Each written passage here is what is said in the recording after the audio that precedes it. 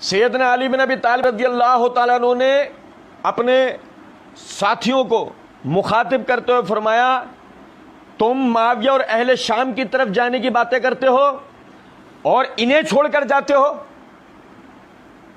सुनो तवज्जो से बात, आपने खवारिज की तरफ इशारा करते हुए अपने लोगों से कहा, तुम माविया और अहले शाम से लड़ने की बातें करते हो और तुम इन खवारिज को छोड़ने की बात करते हो, यानी इनकी तरफ तवज्जो नहीं करते, ताकि तुम्हारे पीछे तुम्हारी औलाद और तुम्हारे अम्बाल यानी उनको एज़ा दें, उनको तकलीफ दें।